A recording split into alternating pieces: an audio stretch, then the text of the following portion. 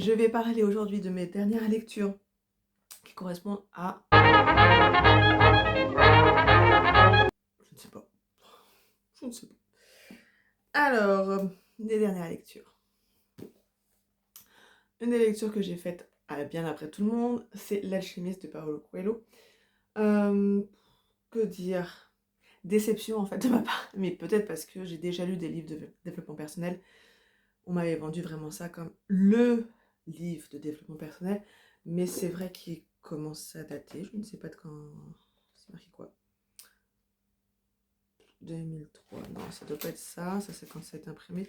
Je ne sais pas de quand il date, mais peut-être que si je l'avais lu à la sortie ou il y a plus longtemps en tout cas, peut-être qu'il m'aurait plus marqué. J'ai trouvé ça facile d'une certaine manière. Mais j'avais pensé la même chose de Laurent Gounel avec L'homme qui voulait être heureux, je crois. Pardon. Mais je pense que voilà, c'est parce que j'ai déjà lu des livres de développement personnel que ça me parle pas plus que ça. Donc voilà, j'ai pas grand chose de plus à dire dessus. J'ai ensuite lu Le Café du temps retrouvé de Toshikazu Kawaguchi. J'espère que je n'écorche pas. Alors en fait c'est le deuxième. Je n'ai pas le premier. Je n'ai pas encore trouvé d'occasion en physique. J'aurais peut-être pu trouver sur Momox ou Rakuten ou Vinted ou autre, mais j'avais pas forcément envie de payer les frais de port. Là, il m'a coûté 2,99€ celui-là chez Leclerc Occasion. Mais voilà, j'ai pas eu le premier, donc je fais pas, tant pis. J'ai bien aimé. Après, j'ai pas trouvé ça transcendant, mais j'ai beaucoup aimé plus. Comment dire? Pas forcément. La narration, elle est fluide, ça se lit franchement très facilement. Je l'ai lu en 2 jours, sachant que j'ai dû lire peut-être 2-3 heures à chaque fois. Donc on va suivre plusieurs protagonistes en fait. D'ailleurs, si je disais de quoi ça parle, ça serait peut-être pas mal. En fait, pour ceux qui n'ont pas lu le 1, comme moi, c'est un café où on peut retourner dans le temps. Alors, soit dans le passé, soit dans le futur. La condition, c'est que la personne qu'on veut retrouver soit déjà venue dans ce café. Voilà. Donc là, on va suivre les personnes qui travaillent dans ce café et certaines personnes, du coup, qui veulent aller soit dans le passé, soit dans le futur. Il y a une personne pour le futur. Voilà. Je vais pas en raconter plus parce que les histoires sont courtes en fait pour chaque protagoniste. Mais j'ai bien aimé, je trouve ça très poétique. Voilà. Sachant que j'ai d'autres. Les autres que j'ai pris à la bibliothèque. Je vais les montrer après. Et j'ai lu Dopamine de Patrick Barr. Désolée, j'ai toujours un petit restant de crème. Alors pour cette histoire-là, je l'ai pris au pif en fait. Je crois que c'était au rayon des nouveautés. Je me suis dit pourquoi pas. Il se lit assez vite. Moi j'ai mis un petit peu de temps parce que pour ceux qui le savent, j'ai repris un travail alimentaire et le réveil à 5h du matin pique trop pour moi, ce qui fait que le soir je m'endors en fait. Je lis 3 pages et je m'endors. Donc j'ai mis un peu plus de temps à le lire, mais j'ai mis ma petite semaine, je pense. Il n'est pas très très long parce que si on enlève les petites pubs pour les autres livres de l'auteur et les avertissements que je ne compte pas dans la lecture, ni les remerciements, on est à peu près 200 pages. Du coup, en fait, c'est basé, voilà, l'histoire de départ est basée sur une histoire vraie, que j'ai pas entendu parler, mais je regarde pas les infos en même temps, mais voilà. C'est en fait une jeune fille qui est retrouvée morte et qui a été assassinée par 2 de ses camarades de classe. Et donc on va partir sur tout... alors, sur l'addiction, mais sur l'addiction aux réseaux sociaux, sur l'addiction aussi à l'intelligence artificielle, sur le harcèlement et la calomnie. Voilà, je trouvais que c'était assez intéressant. Je suis même pas sûre que j'avais lu ce qui était marqué derrière en fait. Et donc on suit en fait le juge d'instruction qui instruit l'affaire. Donc qui va entendre les différents témoignages des parents de la victime, des parents des 2 meurtriers, certains camarades, il y avait aussi un pédopsychiatre, la directrice du collège, parce qu'ils sont au collège. Donc voilà, c'est une histoire d'amitié entre celle qui est morte et sa meurtrière, une histoire d'amour entre la meurtrière et le meurtrier, Et aussi le fait que, comment dire, sans trop spoiler non plus,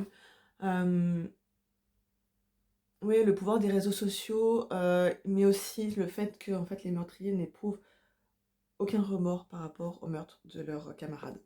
Voilà, ils se sont entraînés tous les deux dans cette spirale en fait de l'amour, mais en même temps pas que ça, je sais pas comment dire. C'est plutôt bien écrit dedans. Donc Luna est copine avec Emma. Alors Luna, c'est la première de la classe, elle est bonne dans toutes les matières. C'est la fille très gentille, etc. Emma, c'est celle qui arrive, qui a été placée en foyer, qui fume, qui a déjà eu des relations sexuelles alors qu'elle est au collège. Donc tous les opposés. C'est la dernière de la classe, elle travaille pas quoi. Du coup, elles vont quand même devenir copines. Luna va avoir une petite histoire avec Enzo. Et en fait, Emma, ça l'intrigue un petit peu cette histoire. Donc, Luna elle dit bah écoute, t'as qu'à faire les poubelles, je te le laisse quoi. Bon, c'est pas tombé dans l'oreille d'une sourde parce que ça va être répété, etc. Et en fait, l'histoire d'amour entre Enzo et Emma va entraîner plein de choses jusqu'au meurtre de la jeune fille. Donc, moi, j'ai trouvé ça pas mal. Mais voilà, on a tout le cheminement en fait avec le juge, avec ce qui s'est passé pour eux. Le seul petit côté qui m'a gênée, c'est que ça se passe au moment Covid. Et que j'en ai marre en fait. 5 ans après, d'en entendre parler encore du Covid, ça me gonfle.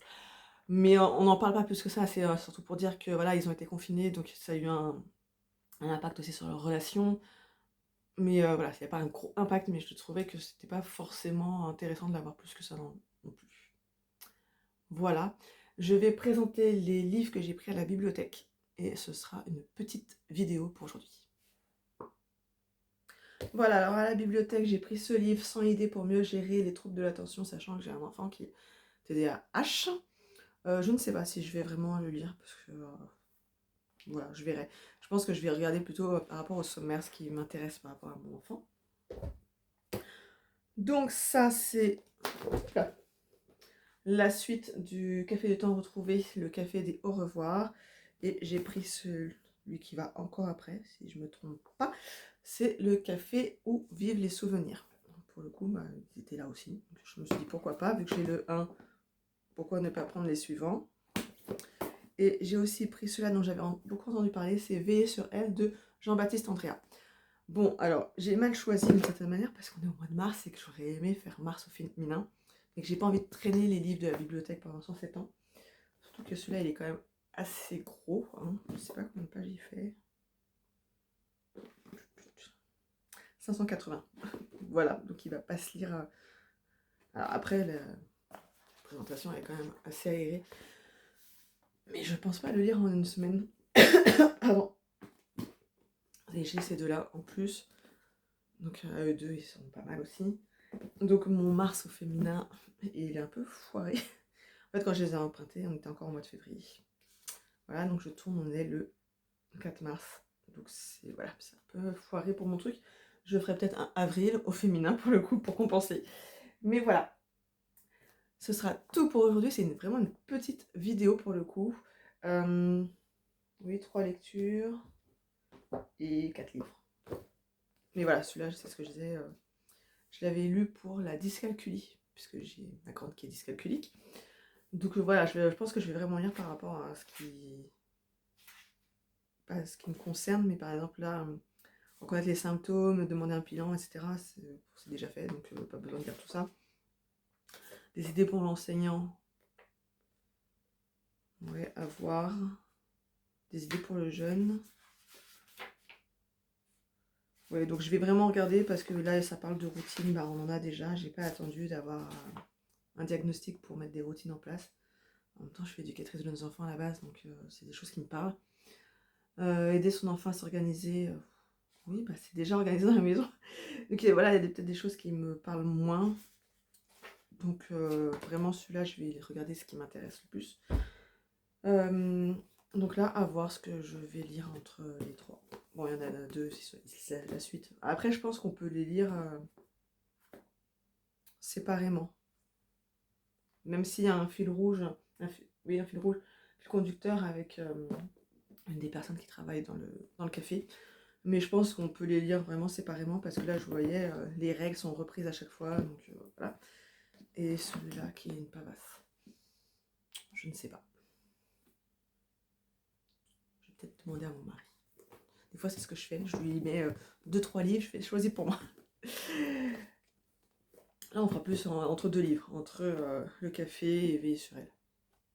Voilà. Après, peut-être que je vais peut-être prendre celui-là, sachant que celui-là, c'est celui que j'ai lu juste avant et qu'il est peut-être plus court. Alors, je ne l'aurai pas fini pour demain parce que c'est demain qu'on va à la bibliothèque avec les enfants. Mais il sera peut-être plus court à lire. En fait, on y va toutes les semaines. J'ai peut-être plus de chances d'avoir fini un comme ça pour la semaine prochaine. Parce que je crois qu'il me reste que une semaine d'emprunt. À voir. Du coup, vous le saurez à la prochaine vidéo. N'hésitez pas à me dire en commentaire s'il y a des livres que vous avez déjà vus, vos recommandations aussi, ça m'intéresse. Et puis moi, ça peut me donner des idées pour justement aller emprunter autre chose ou acheter quand je trouve d'occasion. Voilà, belle journée!